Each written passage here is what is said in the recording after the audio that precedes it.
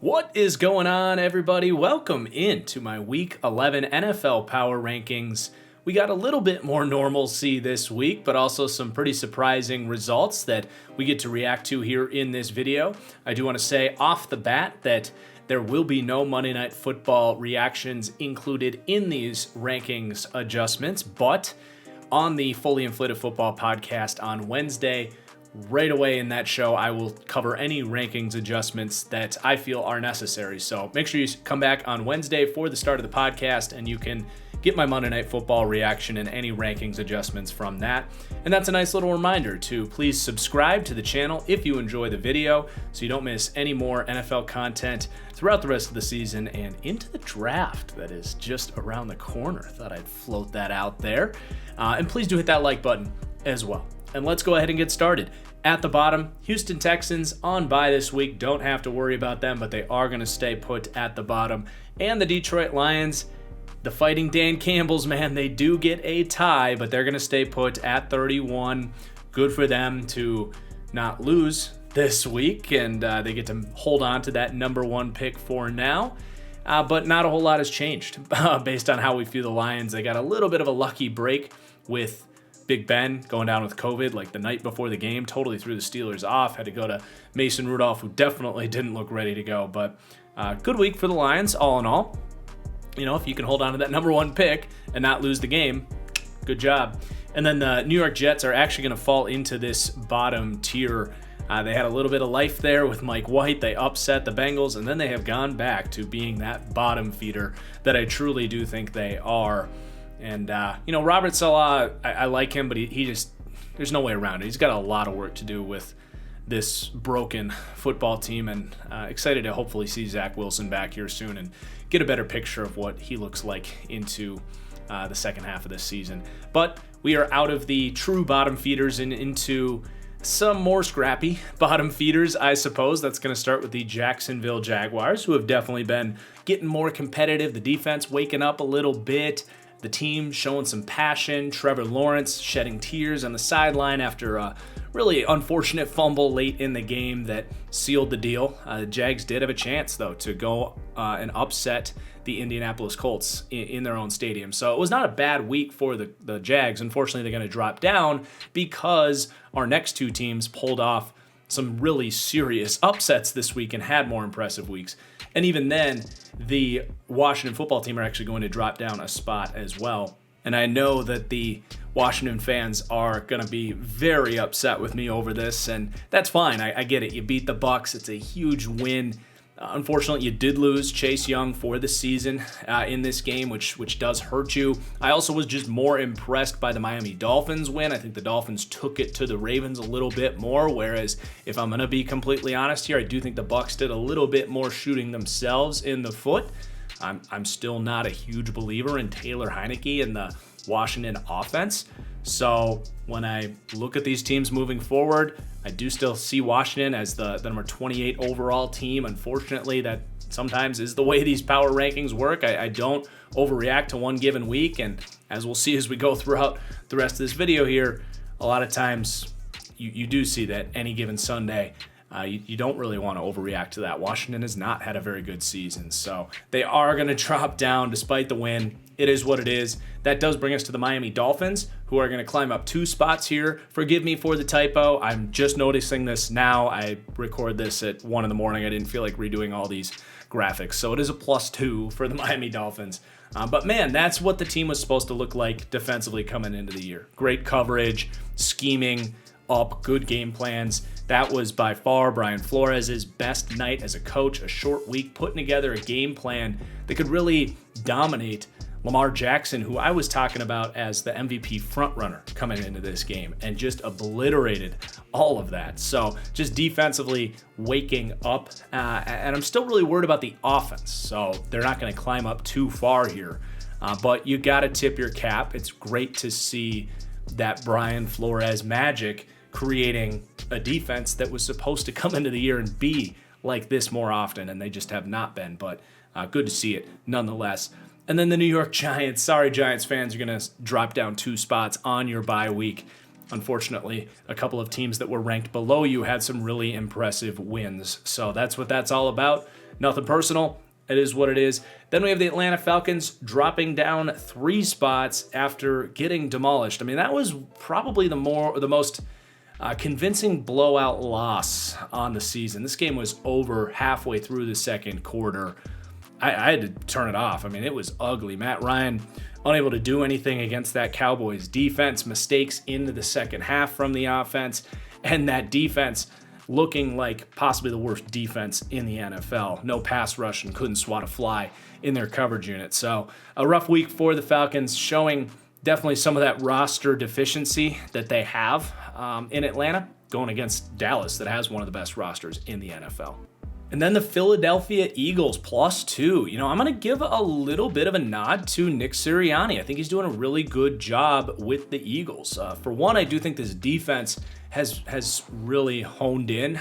They run this very conservative defense where they're going to run simple coverages, not a lot of disguise, not a lot of blitzing, but it allows them to play fast and bend, don't break defense, and it works. But Nick Sirianni as well, really discovering an identity for their offense. The last few weeks, it's been the run game. This week, Devontae Smith exploding onto the scene. In a week where Jamar Chase is on a bye week, it's a nice reminder to see what Devontae Smith can do himself. I mean, that was a great pick moving up to get him early in the first round there. So the Eagles are waking up. This is a talented roster. Jalen Hurts is playing better football. I think Hurts is, if nothing else, locked himself in as the starter for the rest of the season, but it does complicate the Eagles offseason, as many, myself included, don't view Jalen Hurts as this super high upside quarterback, but you can't deny his development the more and more he plays. So it is fascinating with Jalen Hurts. I don't know what to do with it. Excited to continue to watch him, though, because he's playing pretty good football the last couple of weeks, as is this defense. And speaking of great defense, the Carolina Panthers, man, all they need is an offense that just doesn't rapid fire shots into their own foot, and they will basically, be in any game. And in this situation against Colt McCoy, they dominated this game defensively. I mean, this is one of the best, fastest, most well-coached, explosive defenses in the entire league.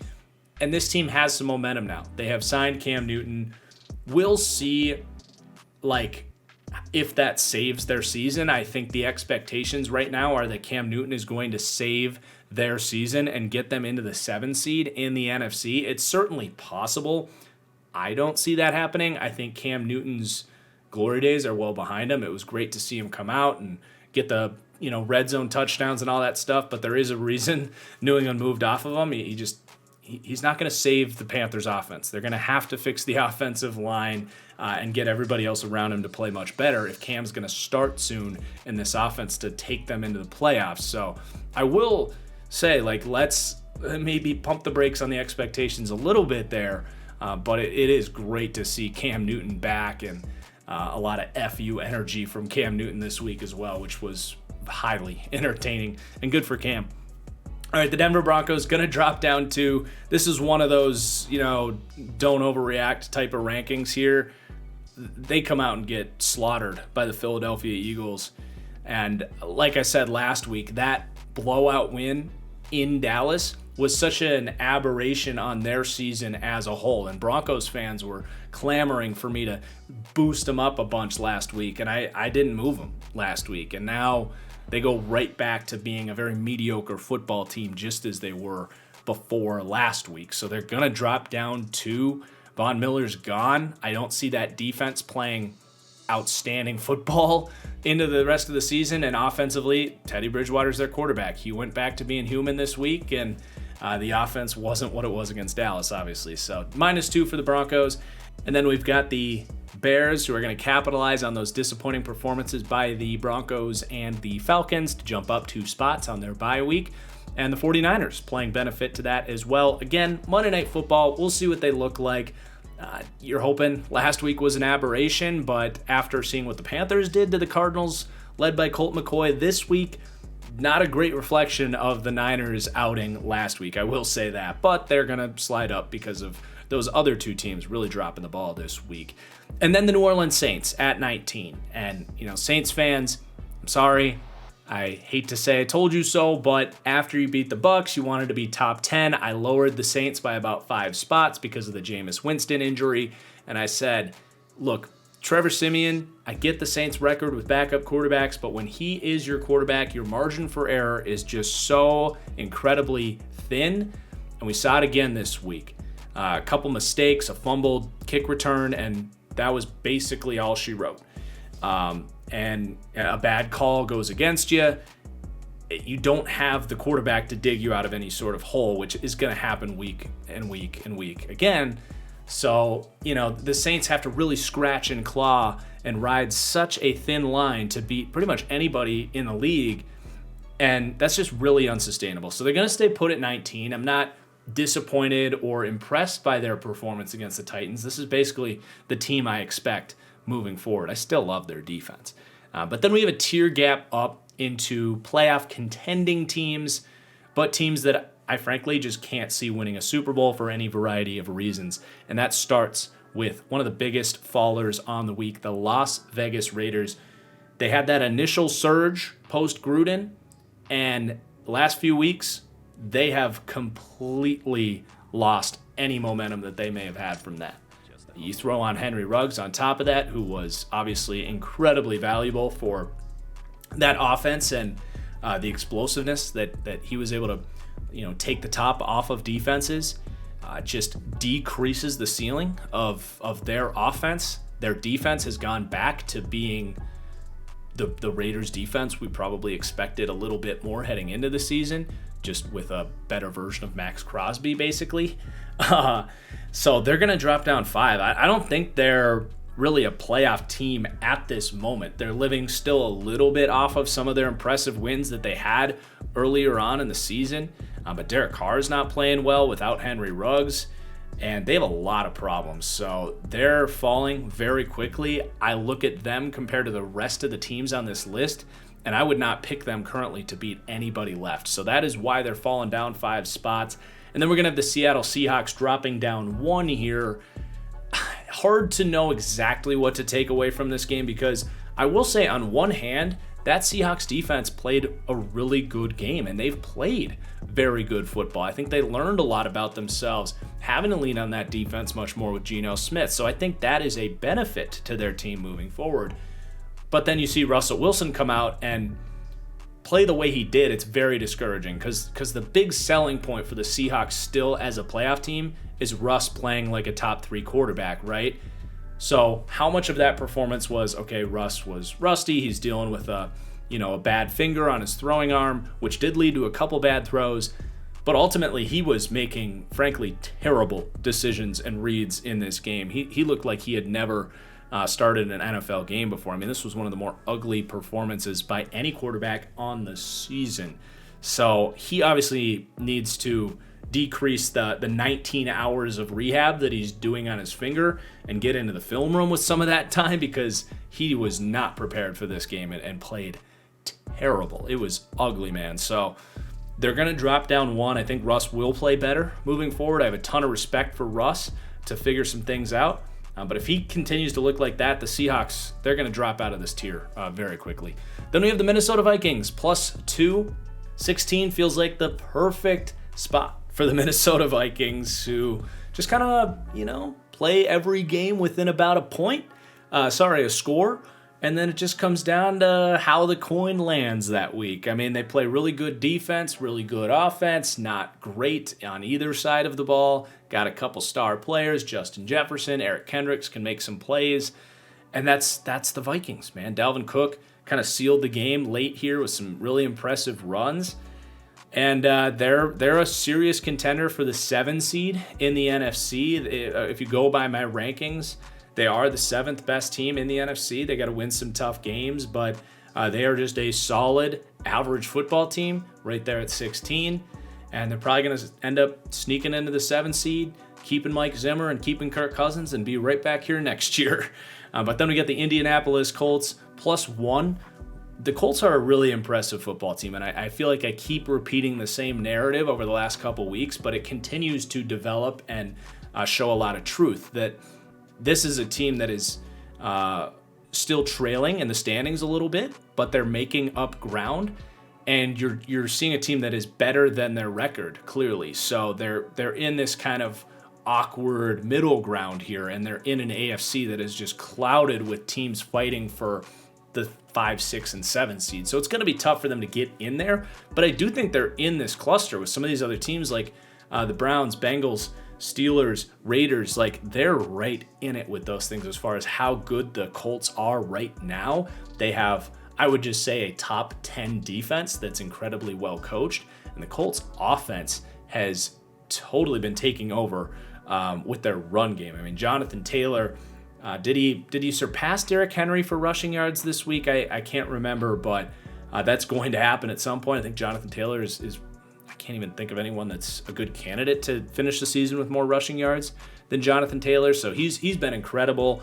And the defense, that's really their identity. So just put Carson Wentz in a situation where he can avoid mistakes, and you get yourself a very solid football team. So I think 15 is a very sound spot for the Colts. All right, the Cleveland Browns going to drop down 3 spots. Baker Mayfield playing poor again this week. It's been a theme on the season, so that just it takes the ceiling off of the Browns. If Baker's playing like this and they don't have a ton of explosive weapons, and the defense goes back to not covering anybody this week. So super disappointing week for the Browns, just all around. There's no way around that. I mean, they have had some very disappointing losses within the last 5 weeks or so, and I don't know if I can see the Browns winning a Super Bowl right now, because I don't think they have that consistency to them. They're capable of beating anyone any given week, but man, they can't put it all together. Is really what it is for the Browns. And then the Bengals on the bye week are going to actually jump over the Browns. Now, I know the Browns blew out the Bengals last week, but the Bengals blew out the Ravens the week before that. It's, the AFC is this big, complicated mess. But I do think the Bengals have much more week-to-week consistency, and I think a big part of that is they have a better quarterback in Joe Burrow. So giving them the nod there over the Browns, though it's a tiny gap. And the Pittsburgh Steelers are going to stay put at number 12. They walk out with a tie this week with Big Ben getting COVID. Tough break, obviously. I do think they win that game with Big Ben in there. That defense is still playing lights out, and their offense is what it is. So they're going to stay put at number 12, though I don't see the Steelers winning a Super Bowl because their offense just isn't good enough. But now we get into actual Super Bowl contenders. I have 2 tiers left. So this next tier is actually all AFC teams, and they're just teams that I think have to ride they've either shown less consistency or they have to ride more of a thin line as far as margin for error if and when they get into the playoffs. So that's going to start with the Chargers. I just think the Chargers are a very consistent football team, if that makes sense, in that they're just very matchup dependent. I feel like they have very strong strengths and very strong weaknesses. So they're very they might be the most opponent dependent team in the league. I worry about their ability at the line of scrimmage. I worry if they go against a team that has a dominant edge rusher that can abuse Storm Norton. I worry if a defense that has a defensive coordinator that can really confuse Justin Herbert, because as great as Herbert's been, Mike Zimmer and Bill Belichick have really been able to confuse Justin Herbert with mixing up their coverages and showing them disguised looks and stuff like that. And I think that is just a part of Herbert, being young, and I do think it's fair to criticize his post-snap processor to a certain degree. He's not a flawless quarterback, which is fine. He's in his second year. But like I said, I think the Chargers are just very matchup dependent. They lose to the Vikings this week, and I'm not worried about them, but it's going to be very difficult for the Chargers to put together 3-4 straight weeks to win a Super Bowl. But I do think it's still something possible for them. But they're at the bottom of that tier for a reason, in my opinion. Then we got the Patriots +5, and that puts them right back where I had them coming into the season, where in the first month of the year felt like I was way too high on the Patriots coming into the year. But now this is the team I was projecting when I ranked them 10th coming into the year. It was Bill Belichick creating a dominant defense out of a multitude of versatile weapons, and he's done that. Bill Belichick is right back into the top 5 coach conversation, and I would love to see him enter the Coach of the Year conversation because he needs another one. He really does. He didn't get enough in that stretch. Maybe he needs one this year. I don't know. But Mac Jones, of course, the story of the week, by far the best rookie quarterback at this point, and he, as I've said time and time again on this channel throughout the season, he just looks like a 5-year vet. He looks just like a Kirk Cousins, like a Ryan Tannehill.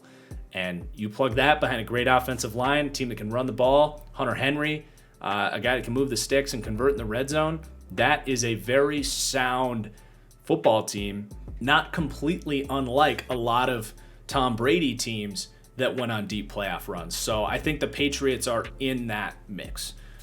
For good reason. And then we got the Baltimore Ravens moving down 3 after the disappointing loss.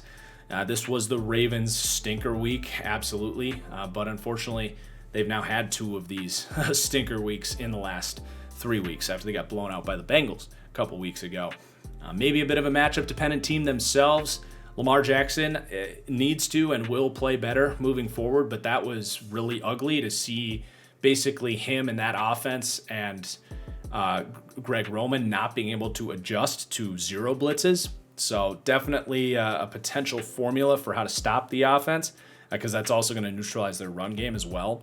But it was a short week, and you don't know how much stock you want to put into that. Ravens defense still played well, so despite a few blown coverages. And -3, I think it's fair, but they're still in this cluster in the AFC. Then we got the Kansas City Chiefs, +1. Really glad I ignored all of the negative comments throughout this series and kind of stayed true to saying, the Chiefs are right in this mix. They just got a couple things to clean up. The defense will be a little bit better moving forward, and they're going to be right in this Super Bowl playoff picture. A couple weeks later, they're right back at the top of the AFC. Patrick Mahomes throws 400 yards, 5 touchdowns, looks like the old Patrick Mahomes, and all they really got to do is look like that for another couple of weeks, and they're going to be in the top 3 or 4 of these power rankings. They've had their issues. Hard to know if that's an outlier week or if that's going to become a trend, but that's the purpose of these power rankings. So we'll see that as we move forward, but definitely happy that we left the Chiefs kind of in this group right now, and that aged pretty well this week with a huge win against the Raiders, taking first place in the AFC West. Then the Tennessee Titans are going to move up 1. Took care of business against the Saints, a game they should have won. And I will say they got some breaks. They get a kick return, fumble recovery. They get a brutal roughing the passer call that really swung the tide in this game on what was an interception by Ryan Tannehill. So, of course it happens to the Titans, who I've been dubbed a Titans hater, but that's a real thing. They got some pretty big breaks in this game that helped them win this game. I'm still worried about the Titans' offense, now even more so without Julio Jones as we move forward. They are the second-ranked team in the AFC. I do think they're a Super Bowl contender, but Titans fans are going to want them to be ranked 2nd or 3rd or even 1, and I am just not nearly that close because I just don't buy into this offense. The defense continues to play great, though, but again, against Trevor Siemian, so I don't know. I'm going to stay true to the fact that I'm just not as high on the Titans as Titans fans are demanding everyone to be. I don't see it when I watch the Titans. But then we get into my true top tier of Super Bowl contenders here, and that is going to start with the Buffalo Bills for me. So I do consider them a top tier team, Bills fans. I don't know if they're going to be happy with this ranking or not. We'll find out in the comments, I suppose. But yeah, I guess if you need a reason for why they're not higher, I don't trust the defense as much. They have had a pretty cakewalk schedule. I think Josh Allen is capable of some inconsistency moving as you project forward, I should say. They don't have a great run game, so I think this is a good spot. Personally, is in the top tier at the top of the AFC, but below all of the NFC teams, and that takes us to the Bucs at number 5. Huge movement this week, -4. So second loss in a row. And this is a little tough because I do think if they can get everybody back healthy and into the playoffs, I still think the Bucs are probably the best team in the NFC, but that's just not a reality for this team right now.